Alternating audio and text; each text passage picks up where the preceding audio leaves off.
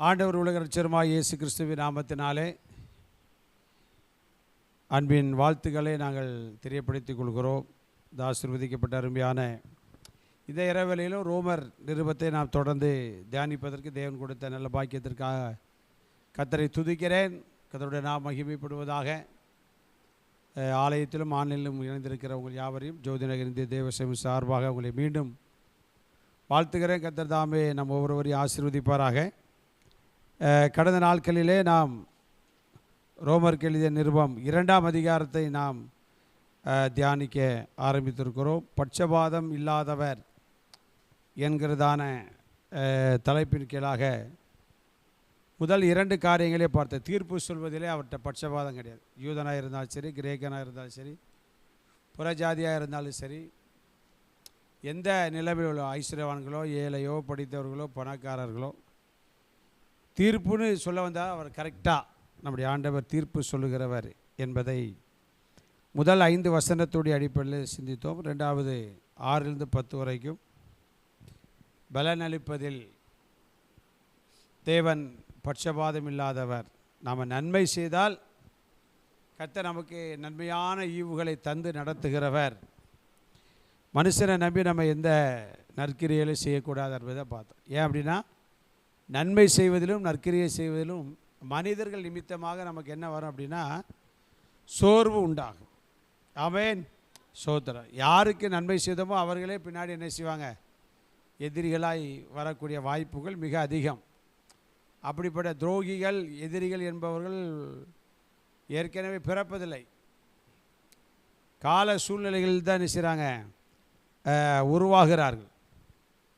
அதனால் ஆண்டவர் வேதத்தில் தெளிவாக எழுதினார், சோர்ந்து புகாமல் நற்கிரிகளை செய்யுங்கள் அப்படின்னு இருக்கிறார். சோர்ந்து புகாமல் என்ன செய்யணுமா, நன்மை செய்ய வேண்டும் அப்படி சொல்லப்பட்டு. நம்முடைய வாழ்க்கையில் அப்படிப்பட்ட சூழ்நிலைகள் வரும்போது மனிதர் முகத்தை பார்த்தால் நம்ம வெட்கப்பட்டுரும், சோர்ந்து போயிடும். இனிமேல் யாருக்குமே நமக்கு நன்மை செய்யக்கூடாது. நம்ம நன்மை செய்வதும் நற்கிரியைகளை செய்வதும் தேவனை பார்த்து செய்யணும். ஆண்டவர் என்ன செய்கிறார், நமக்கு பலன் அளிக்கிற பட்சபாதமே கிடையாது. ஏன்னா அவருக்கு முன்னாடி யார் நன்மை செய்கிறார்கள் நற்கிரியை செய்கிறார்கள் என்பதை நாம் நிரூபிக்க வேண்டிய அவசியம் இல்லை. ஏன்னா அவருக்கு முன்பாக சகலமும் வெளியரங்கமும் நிர்வாணமாக இருக்கிறது. அல்லேலூயா, சோதரர். கர்த்தருடைய நாம் மகிமைப்படுவதாக. இந்த நாட்களை தொடர்ந்து பார்த்தீங்க அப்படின்னா 3வது நிலைமையிலே 12ஆம் வசனம் முதல் கடைசி வசனம் வரைக்கும் நீங்கள் பார்த்தீங்க அப்படின்னா உண்மையான யூதன் யார், அவன் எப்படி இருக்கணும் அப்படின்பதில் அவர்கிட்ட பட்சமாதான் கிடையாது. யூத குலத்தில் பிறந்தால்தான் யூதனா, நியாயப்பிரமாணம் பெற்றதினால் மட்டும்தான் யூதனா அப்படின்னா அப்படி இல்லை, அதன்படி நடக்கணும் என்பதை மிக தெளிவாய் அங்கே ஆவியானவர் பவுலின் மூலமாய் ரோமர் சபைக்கு எழுதுகிறதை நாம் என்ன செய்கிறோம் பார்க்கிறோம். 12ஆம் வசனத்திலிருந்து நாம் வாசிக்க கேட்போம். எவர்கள் நியாயப்பிரமாணம் இல்லாமல் பாவம் செய்கிறார்களோ அவர்கள் நியாயப்பிரமாணம் இல்லாமல் கெட்டு போவார்கள். எவர்கள் நியாயப்பிரமாணத்துக்கு உட்பட்டவர்களாய் பாவம் செய்கிறார்களோ அவர்கள் நியாயப்பிரமாணத்தினாலே ஆக்கினை தீர்ப்படைவார்கள்.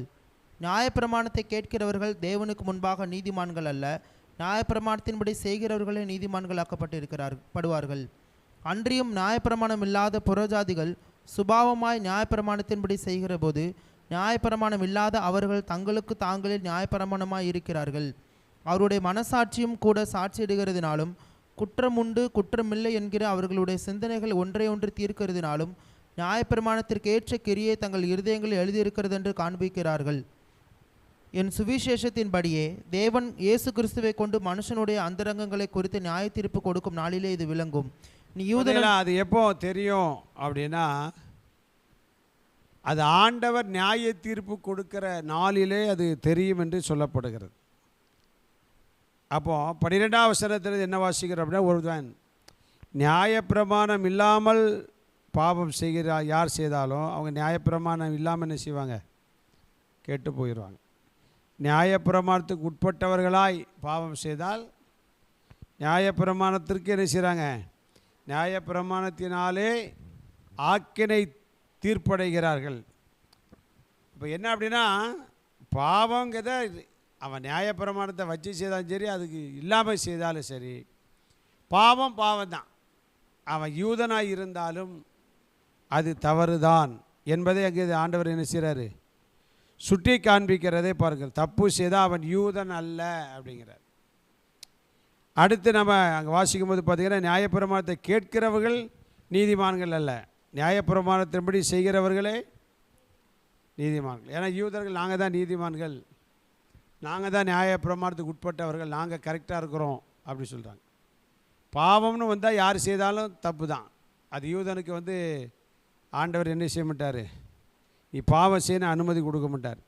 நியாயப்பிரமாணம் பெற்றதினாலே பாவம் செய்யலாம் சொல்ல மாட்டார். ரெண்டாவது பார்க்கிறோம், கேட்கிறவர்கள் நீதிமான் இல்லை. நாங்கள் நியாயப்பிரமாணத்தை கேட்டுக்கிட்டு இருக்கோம், நாங்கள் குறிப்பிட்ட வயதிற்குள்ளாக நியாயப்பிரமாணத்தை நல்லா கேட்டு அதை மனப்பாடம் பண்ணி வச்சுருக்கிறோம், அதனால் நாங்கள் தான் நீதிமான் என்று சொன்னால் நீதிமான்கள் அல்ல. பைபிள் வச்சு இப்போ நம்ம பாஷையில் சொல்ல போனால், பைபிள் எங்கள் வாங்கினதுனால, பைபிள் எங்கள் கையில் இருக்கிறதுனால, அல்லது சிலுவையை நாங்கள் கழுத்தில் தொங்க போட்டிருக்கிறதுனால, வீட்டில் சிலுவையை வச்சிருக்கிறதுனால, இயேசுவானவர் படத்தை நாம் போட்டிருக்கிறதுனால நாங்கள் நீதிமான் அப்படிலாம் கிடையாது. அதை தான் சொல்கிறாரு, நியாயப்பிரமாணத்தை கேட்கிறவர்கள் நீதிமான்களா அப்படின்னா கிடையாது. நியாயப்பிரமாணத்தின்படி செய்கிறவர்களே நீதிமான்கள். நியாயப்பிரமாணத்தின்படி செய்யணும், வசனத்தின்படி நடக்கணும். வசனத்தை கேட்கிறதுனால் அல்ல, வசனத்தை பேசுகிறதுனாலும் அல்ல. கர்த்தருடைய நாமம் மகிமைப்படுவதாக. அப்போ யூதர்களுக்கு அப்படிப்பட்ட ஒரு எண்ணம்லாம் இருந்தது. நாங்கள் நியாயப்பிரமாணத்தை எங்களுக்கு கிடச்சிருக்கு, அதுக்கு உட்பட்டுருக்கிறோம், அதனால் நாங்கள் பாவிகள் அல்ல அப்படின்னு அவங்க நினச்சாங்க. அதான் சொல்கிறாரு, பாவம் செய்கிறவன் யூதன் அல்ல, நியாயப்பிரமாணத்தை கேட்குறவன் என்ன கிடையாது. ஆமாம், யூதனோ நீதிமானோ கிடையாது. நியாயப்பிரமாணத்தை கேட்கிறவன் நீதிமான் கிடையாது அப்படி சொல்கிறார். அப்போ நியாயப்பிரமாணத்தின்படி வசனத்தின்படி நாம் என்ன செய்யணும், நடக்க முற்பட வேண்டும். ஒரு அலையிலே சொல்லுங்களா, கர்த்தருடைய நாம் கேட்கிறது நல்லது, ஆனால் அதன்படி என்ன செய்யணும், நடக்க வேண்டும். கிரியை இல்லாத விசுவாசம் செத்தது அப்படின்ட்டு யாக்கோபில் நம்ம பார்க்குறோம். அப்போ வசனம் நமக்கு கிடைக்கப்பட்டிருக்கிறது ஒரு பாக்கியம், கேட்பது ஒரு பாக்கியம். அதனால் நீதிமான் என்பதல்ல. ஞானஸ்தானம் பெற வேண்டும் என்று கேட்கிறதுனாலே அவன் நீதிமானாய் மாறிவிட முடியாது. அவன் ஞானஸ்தானம் என்ன செய்யணும், எடுக்கணும். ஞானஸ்தானம் எடுத்து ஆண்டவருக்காக என்ன செய்யணும், வாழ வேண்டும். அப்போ தான் அவன் எப்படி மாறுவான், நீதிமானாக மாறுவான். சரி, அப்போ நியாயப்பிரமாணம் இல்லாத புறஜாதிகள் அப்படின்னா அவர் என்ன எழுதுகிறார் அப்படின்னா, அவங்க நியாயப்பிரமாணம் இல்லட்டாலும் சுபாவமாய் நியாயப்பிரமாணத்தின்படி செய்கிற போது, நியாயப்பிரமாணம் இல்லாத அவர்கள் தங்களுக்கு தாங்களே நியாயப்பிரமாணமாக இருக்கிறார்கள். அவங்க மனசாட்சி என்ன செய்யுது, இதை செய்யாத, இது தப்பு. அவங்க நியாயப்பிரமாணத்தை தெரியலை, அறியலை. அந்த சபையாருக்கு சொல்கிறாரு, நீ நியாயப்பிரமாணம் உனக்கு கிடைக்கல, தெரியலைங்க ரெண்டாவது விஷயம். ஆனால் நீ புறஜாதியாக இருந்தும் நீ வேத வசனத்தின்படி நடந்தால், வேத வசனத்தின்படி ஜீவித்தால், வேத வசனத்தை கை கொண்டால், அவருடைய மனசாட்சி நியாயப்பிரமாணத்தை தாங்களுக்கு தாங்களே எப்படி மாறிடுதாங்க, நியாயப்பிரமாணமாய் மாறிடுதாங்க. அப்போ யூதனா புறஜாதியா அப்படிங்கிற ஒரு கேள்வி வந்துச்சுன்னா, அவர் முடிக்கிறார் அங்கே 16ஆம் வசனத்தில் சொல்கிறாரு, இயேசு கிறிஸ்து எல்லாருடைய அந்தரங்கங்களையும் என்ன செய்திருக்கிறார், அறிந்திருக்கிறார். அப்போ யூதன் யார் அப்படிங்கிறது அப்போ தான் நிச்சயம். ஏன்னா யூதனுக்கு ஒரு என்ன சொல்கிறது, நம்ம பாஷையில் சொன்னோம்னா தெனாவட்டு. நாங்கள் தான், எங்களுக்கு தான் என்ன இருக்குது, நியாயப்பிரமாணம் இருக்கிறது, அதனால் நாங்கள் நீதிமான்கள், அதை நாங்கள் கேட்குறோம், ஆலயத்தில் வாசிக்கிறாங்க, நாங்கள் கேட்குறோம், நீங்களாம் என்ன சில புறஜாதிகள் கேட்கவில்லை அப்படிங்கிறதான ஒரு என்ன மேன்மை பாராட்டல் அவங்களுக்கு இருந்துச்சு. அதைத்தான் அவர் என்ன செய்கிறாரு, ஆவியானவர் பவுலின் மூலமாக அங்கே என்ன செய்தார், தடுக்கிறார். நீ அப்படிலாம் நினைக்காத, ஆண்டவர் நியாய தீர்ப்பு கொடுக்கும்போது அவனவனுடைய அந்தரங்கம் என்ன செய்கிறோம், தெரிந்து விடும். ராமேன் சொல்லுங்கள். அப்போ நாம் அவையெல்லாம் பார்க்கும்போது கவனமாக இருக்க, வேத வசனத்தை பெற்றுக்கொண்டது நமக்கு ஒரு பெரிய ஆசீர்வாதம். ஆனால் அதையின்படி நம்ம என்ன செய்யணும்? நடக்க வேண்டும், ஜீவிக்க வேண்டும் என்பதை அங்கு சொல்லப்பட்டிருக்கிறது. தொடர்ந்து வாசிக்கும் போது பார்த்தீங்க அப்படின்னா 17ஆம் வசனத்தை வாசிங்க. நீ யூதன் என்று பெயர் பெற்று நியாயப்பிரமாணத்தின் மேல் பற்றுதலாயிருந்து தேவனை குறித்து மேன்மை பாராட்டி நியாயப்பிரமாணத்தினால் உபதேசிக்கப்பட்டவனாய் அவருடைய சித்தத்தை அறிந்து நன்மை தீமை இன்னதென்று வகையறுக்கிறாயே.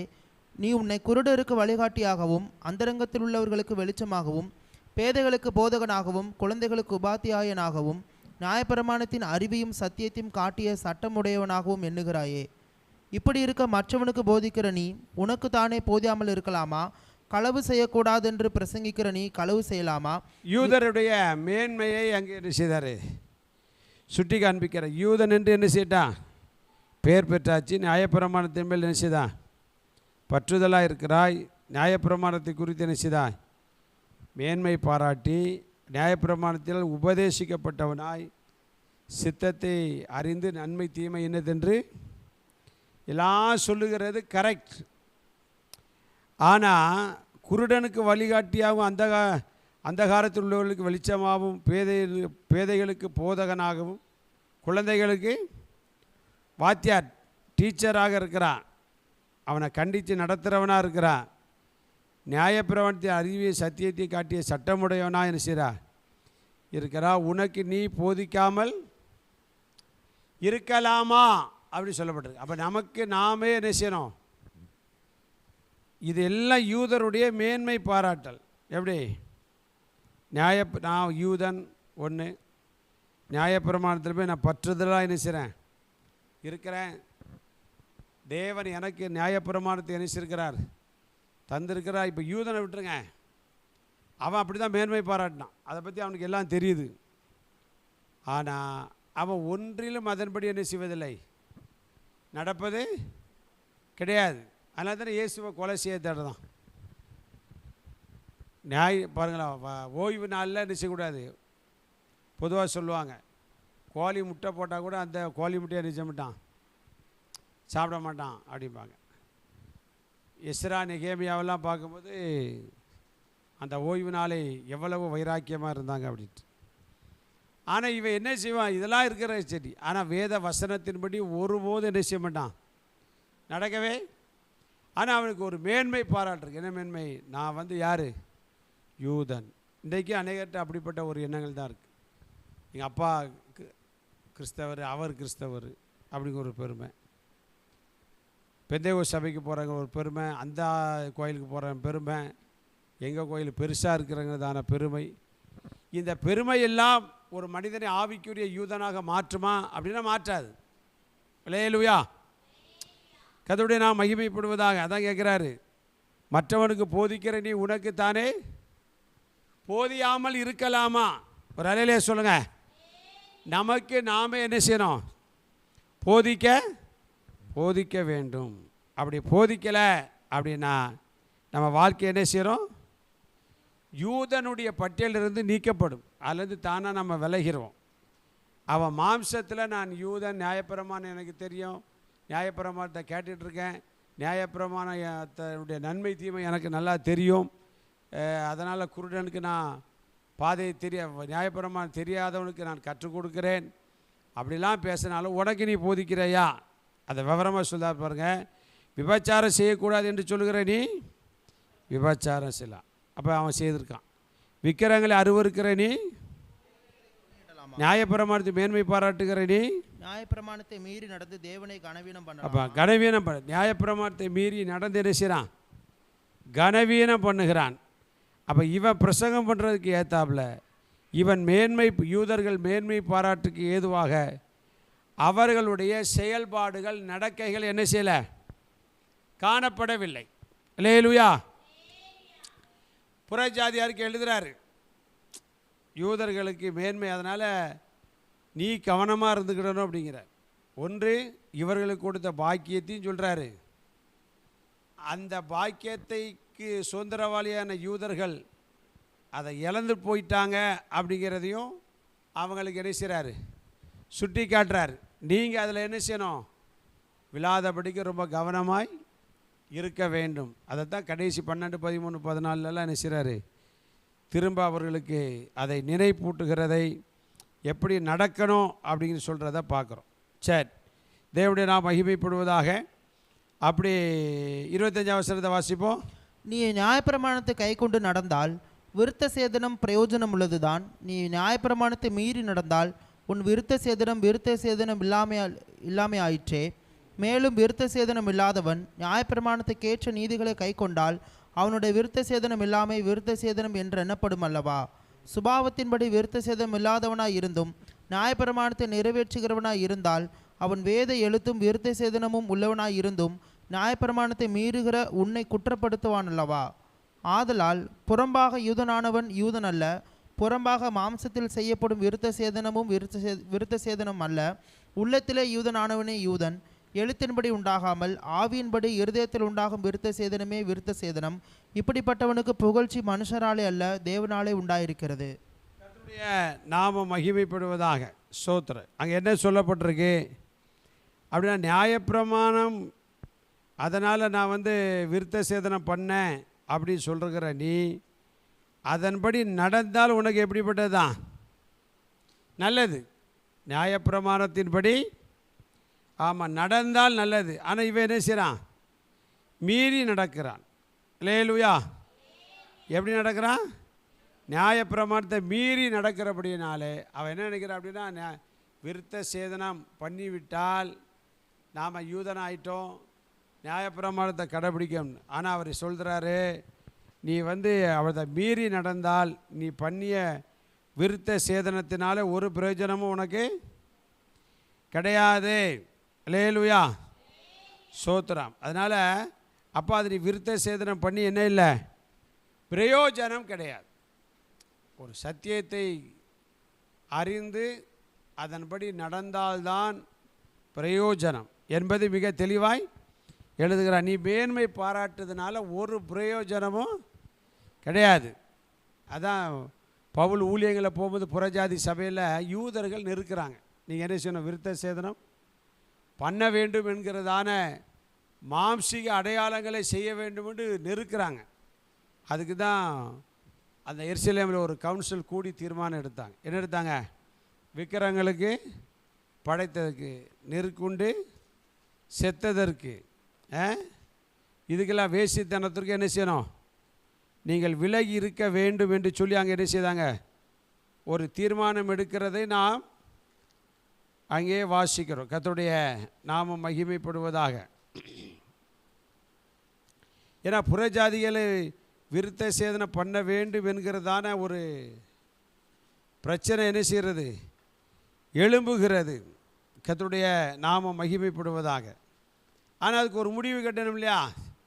அதனால் புறஜாதியார் இப்படி இருந்தால் போதும் என்கிறதான ஒரு சர்க்குலர் எல்லா சபைக்கும் என்ன செய்கிறது? அனுப்பப்படுகிறதை பார்க்கிறோம். அப்போஸ்தலர் நடவடிக்கைகள் 15ஆம் அதிகாரம் 19-20 வாசிங்க. ஆதலால் புறஜாதிகளில் தேவனிடத்தில் திரும்புகிறவர்களை கலங்க பண்ணலாகாதென்றும் விக்கிரகங்களுக்கு படைத்த அசுசியானவைகளுக்கும் வேசித்தனத்திற்கும் நெருக்குண்டு செத்ததற்கும் இரத்தத்திற்கும் விலகி இருக்கும்படி அவர்களுக்கு நாம் எழுத வேண்டும் என்றும் நாம் தீர்மானிக்கிறேன். 28-29 எவையெனில் விக்கிரகங்களுக்கு படைத்தவர்களுக்கும் இரத்தத்திற்கும் நெருக்குண்டு செத்ததற்கும் வேசித்தனத்திற்கும் நீங்கள் விலகி இருக்க வேண்டும் என்பதே அவசியமான. இவைகளை அல்லாமல் பாரமான வேறொன்றையும் உங்கள் மேல் சுமத்தாமல் இருப்பது பரிசுத்த ஆவிக்கும் எங்களுக்கும் நலமாக கண்டது. இவைகளுக்கு விலகி நீங்கள் உங்களை காத்து கொள்வது நலமாய் இருக்கும், சுகமாய் இருப்பீர்களாக என்று எழுதினார்கள். அவசியமான இந்த காரியத்தை தவிர எதுக்கெல்லாம்?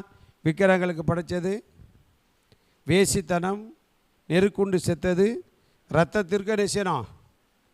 இவன் இதெல்லாம் விட்டுட்டு என்ன செய்கிறான் அப்படின்னு பார்த்தீங்க அப்படின்னா, தேவையில்லாதவைகளை என்ன செய்கிறான்?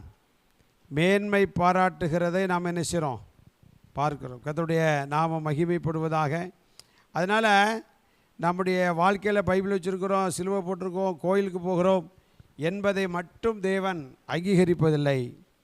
வசனத்தின்படி அதை தான் அவர் கீழே எழுதுகிறாரு. மேலும் 26 இங்கே வந்துருங்க, ரோமர் 2:26. மேலும் விருத்த சேதனம் இல்லாதவன் நியாயப்பிரமாணத்துக்கு ஏற்ற நீதிகளை கை கொண்டால் அவனுடைய விருத்த சேதனம் இல்லாமை விருத்த சேதனம் எண்ணப்படும் அல்லவா. ஒருத்தனுக்கு யூதனே இல்லை, அவன் புறஜாதியான். ஆனால் வசனத்தின்படி அவன் நடந்தால் அவன் எப்படி மாற்றப்படுகிறான் அப்படின்னா, விருத்த சேதனத்தை என்ன செய்கிறான், கடைபிடித்திருக்கிறான். அதன்படி என்ன செய்கிறான், நடந்திருக்கிறான். ஒருவன் விருத்த சேதனம் சரீரத்தில் பண்ணியிருக்கிறான், அவன் நடக்கலை அப்படின்னா அவன் அதை செய்தும் பிரயோஜனம் இல்லை. ஒருவன் விருத்த சேதனம் என்ன செய்கிற ஒரு கூட்டம் புறஜாதியார் பண்ணலை, ஆனால் வசனத்தின்படி என்ன செய்கிறாங்க, நடக்கிறார்கள். அப்போ அவர்களை ஆவியானவர் என்ன சொல்கிறார் அப்படின்னா, அவர்கள் விருத்த சேதனம் பண்ணப்பட்டவர்கள். ஒரு அறையிலே சொல்லுங்கள், சோத்திரம். கர்த்தருடைய நாமம் மகிமைப்படுவதாக. 27 வாசிக்கும். சுபாவத்தின்படி சேதனம் இல்லாதவனாய் இருந்தோம், நியாயப்பிரமாணத்தை நிறைவேற்றுகிறவனாய் இருந்தால் அவன் வேத எழுத்தும் விருத்த சேதனம் உள்ளவனாய் இருந்தும் நியாயப்பிரமாணத்தை மீறுகிற உன்னை குற்றப்படுத்துவான் அல்லவா. பாருங்க, அப்படி அவன் நடக்கிறதுனால அந்த விருத்த சேதனம் பண்ணின உன்னை அவன் என்ன செய்வான், குற்றப்படுத்துவான் அல்லவா. அதனால முடிவுரை எழுதுறார். 2ஆம் அதிகாரத்துடைய முடிவுரை எத்தனாம் வசனம், 28, 29. இந்த 2ஆம் அதிகாரத்துடைய முடிவுரை வாசிப்போம். ஆதலால் புறம்பாக யூதனானவன் யூதன் அல்ல, புறம்பாக மாம்சத்தில் செய்யப்படும் விருத்த சேதனமும் விருத்த சேதனம் அல்ல, உள்ளத்திலே யூதனானவனே யூதன், எழுத்தின்படி உண்டாகாமல் ஆவியின்படி இருதயத்தில் உண்டாகும் விருத்த சேதனமே விருத்த சேதனம். இப்படிப்பட்டவனுக்குரிய புகழ்ச்சி மனுஷராலே அல்ல தேவனாலே உண்டாயிருக்கிறது. பார்த்தீங்களா? அப்போ ஆண்டவர் பட்சபாதம் உள்ளவர் அல்ல என்பதற்கு ஒரு அற்புதமான ஒரு எடுத்துக்காட்டு இந்த 2ஆம் அதிகாரம். கர்த்தருடைய நாம மகிமைப்படுவதாக. ஏன்னா சரீரத்தை தான் இன்றைக்கி அநேகர் அப்படி தான் நினைக்கிறாங்க, சரீர மேன்மை. அன்றைக்கி யூதர்கள் அடையாளத்தை என்ன செய்கிறாங்க, தேடுகிறார். கிரேக்கர் ஞானத்தை தேடுகிறார். 1 கொரிந்தியர் 1ஆம் அதிகாரத்தில் என்ன செய்யப்பட்டிருக்கிறது, சொல்லப்பட்டிருக்கிறது. யூதனுக்கு எது இருந்தாலும் என்ன இருக்கணும், அடையாளம். இதோ ஒரு அடையாளத்தை உங்களுக்கு அறிவிக்கிறேன் சொல்லப்பட்டது. கன்னிகை ஒரு கர்ப்பவதி ஆகி ஒரு குமாரனை என்று சொல்லப்படுகிறது. ஏன்னா அவனுடைய வருகைக்கு அடையாளம் என்ன, எதுக்கு எடுத்தாலும் என்ன தான் கேட்பான், அதுக்கு அடையாளம் என்ன பாஸ்டர், அதுக்கு அடையாளம் என்ன, அதுக்கு அடையாளம் என்ன, இப்படியே கேட்பான். ஆனால் கேட்ட வாழ்க்கையில் என்ன கிடையாது சொல்லுங்கள், மனம் திரும்புதல் கிடையாது, ரட்சிக்கப்படுதல் கிடையாது. சிலுவையை தொங்கப்பட்டா, சர்ச்சுக்கு போயாச்சுன்னா, பைபிளை கையில் தூக்கியாச்சுன்னா, அந்த யூதருடைய நிலைமை இன்றைக்கு இருக்க கிறிஸ்தவருடைய நிலைமை ஒன்று போல் இருக்கும் பாருங்க. அவனா விருத்த சேதனப்பட்ட எனக்கு நியாயப்பிரமாணம் இருக்குது, அதை நியாயப்பிரமாணம் சொல்கிறதெல்லாம் நான் கேட்டுட்ருக்கேன், ஆனால் நான் தான் யூதன்கார். ஆனால் ஆண்டவர் என்ன சொல்கிறார் அப்படின்னா, நாம் புறஜாதியாராக இருந்தும் வேதத்தில் சொல்லப்பட்ட காரியங்களை நம்முடைய மனதில் வைத்து நாம் நடக்கிறதுனால நம்மளை ஆண்டவர் என்ன சொல்கிறார், உள்ளத்தில் யூதனானவரே யூதன். ஒரு அலையிலே சொல்லுங்கள், கர்த்தருடைய நாமம் மகிமைப்படும். ஆவின் படி இருதயத்தில் ஒரு விருத்த சேதனம். யூதருக்கு நமக்குள்ள வித்தியாசம் என்னது, ஆண்டவர் எதை விரும்புகிறார் விருத்த சேதனத்தை அப்படின்னா, இருதயத்தில் விருத்த சேதனம் பண்ண வேண்டும், தீர்மானம் பண்ண வேண்டும். இருதயத்தில் நம்முடைய எண்ணங்கள் சரிப்படுத்தப்பட வேண்டும். வசனத்தினால இருதயம் நிரப்பப்படணும். அதன்படி நம்ம என்ன செய்யணும், இருதய பலகைகளை என்ன செய்யணுமா, ஆமாம், எழுத வேண்டும் என்று சொல்லப்பட்டிருக்கிறது. சோத்திரம். கர்த்தருடைய நாமம் மகிமைப்படுவதாக. 2 கொரிந்தியர் அப்போஸ்தலனாகிய பவுல் கொரிந்தியருக்கு எழுதின 2ஆம் நிருபம் பார்த்தீங்க அப்படின்னா அவள் என்ன எழுதியிருக்கிறாரு, சோத்திரம். 3ஆம் அதிகாரம் 2ஆம் வசனத்தை பாருங்கள். எங்கள் இருதயங்களில் எழுதப்பட்டும், நல்லா கவனி, எங்கள் இருதயங்களில் எழுதப்பட்டும் சகல மனுஷராலும் அறிந்து வாசிக்கப்பட்டும் இருக்கிற எங்கள் நிருபம். அப்போ நிருபம் நீங்கள் தானே அப்படிங்கிறார். ஏனெனில் நீங்கள் எங்கள் ஊழியத்தினால் உண்டாகிய கிறிஸ்துவின் நிருபமாய் இருக்கிறீர்கள் என்று வெளியரங்கமாய் இருக்கிறது. அது மையினால் அல்ல, ஜீவனுள்ள தேவனுடைய ஆவியினாலும். ஜீவனுள்ள தேவனுடைய ஆவியினாலும், கற்பலகைகளில் அல்ல, இருதயங்களாகிய சதையான பலகைகளிலேயுமே எழுதப்பட்டிருக்கிறது. கற்பலகைகளில் அல்ல, இருதயங்களாகிய சதையான பலகைகளிலேயும் எழுதப்பட்டிருக்கிறது. அப்போ விருத்த சேதனம் எங்கே பண்ணப்பட வேண்டுமா?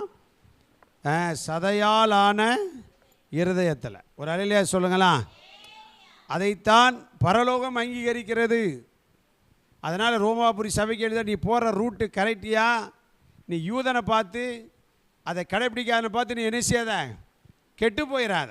ஒரு அலையிலையா சொல்லுங்கள். இன்றைக்கி அநேக கள்ள போதகர்கள் எழும்பியிருக்கிறாங்க, கள்ள தீர்க்கதரிசிகள் எழும்பியிருக்கிறாங்க. ஸ்தோத்திரம். ஆட்டுத்தோலை போர்த்திய ஓநாய்கள் சுற்றி திரிந்து வருகிறார்கள். இதை இதை தியானிக்கும் பொழுது நாம் புரிந்து கொள்ள வேண்டும். ஸ்தோத்திரம். உண்மையாகவே வேத வசனத்தை போதிக்கிறார்களா? அதன்படி நடக்கிறார்களா? இருதய பலகையில் எழுதப்பட்டிருக்கிறாங்களா? இருதயத்தில் ஒரு விருத்த சேதனம் இருக்கிறதா என்பதை என்ன செய்யணும்? கவனிக்க வேண்டும். போதிக்கிறதுனாலே, பேசுகிறதுனாலே, கையில் வைத்திருப்பதினாலே, பல ஆயிரக்கணக்கான வசனங்கள் தெரிவதினாலே அவர்கள் நீதிமான்களாக்கப்படுவார்களா அப்படின்னா பவுல் அங்கே இல்லை அப்படிங்கிறார். ஆவியானவர் அங்கே இல்லை என்று சொல்லுகிறார். ஆனால் உண்மையிலே சரீரத்தில் விருத்த யூதர்களைப் போல விருத்த சேதனம் பண்ணப்படாவிட்டாலும் நீ உள்ளத்தில் எப்படி இருக்கணும்? விருத்த சேதனம் பண்ணப்பட்டவனாக, அதான் உள்ளத்திலே யூதனானவனே. ஏன்னா அந்த ரோமாபுரி சபைக்கு அப்பப்போ விழுந்து போகிறான். ரோமாபுரி சபையார் என்ன செய்கிறாங்க? நல்லா வாராங்க, யூதர்களை பார்த்து என்ன செய்கிறாங்க?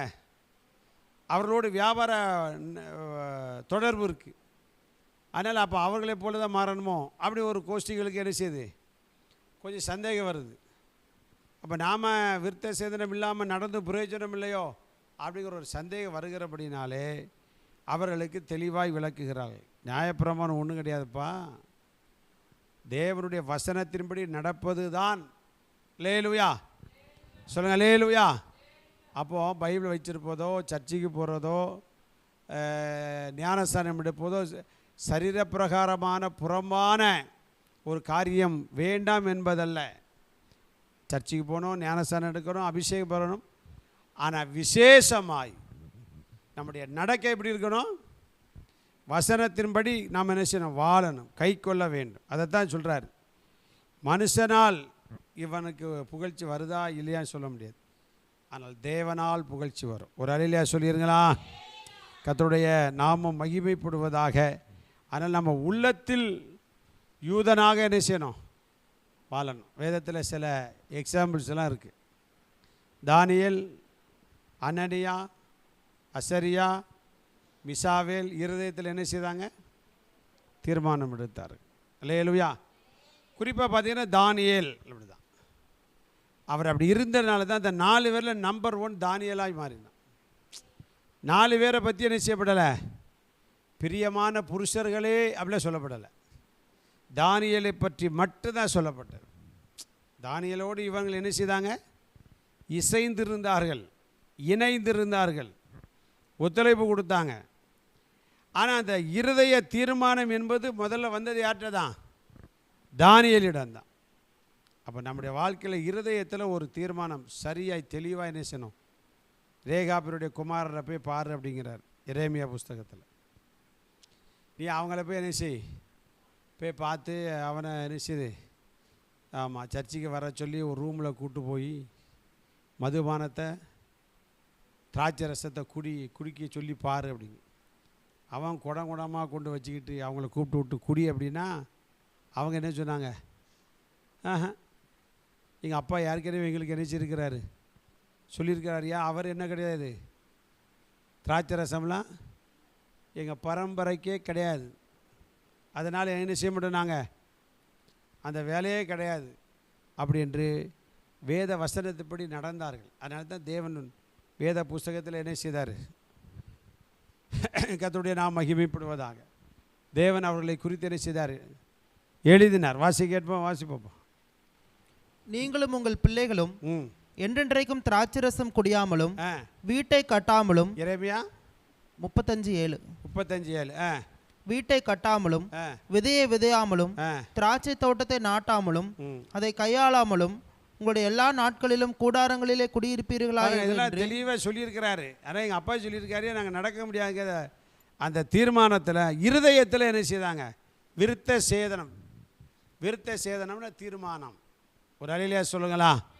அந்த தீர்மானத்தில் அவர்கள் தெளிவாக இருந்தார்கள். அதனால் இன்றைய வேத ஆராய்ச்சியில் நாம் கண்டுகொள்ள வேண்டியது, அருமையான தேவனுடைய பிள்ளைகளே, பெயரளவில் வாழ்கிறோமா அல்லது உள்ளத்தின் அளவிலே கர்த்தரோடு இசைந்து கர்த்தருடைய வசனத்துக்கு கீழ்ப்படிந்து நடக்கிறோமா என்பதை நாம் என்ன செய்வோம், தெரிந்து கொள்ள வேண்டும். ஏன் அப்படின்னா, பலனளிக்கிறவர், நம்மை புகழுகிற தேவன் இனி வருகிறார்.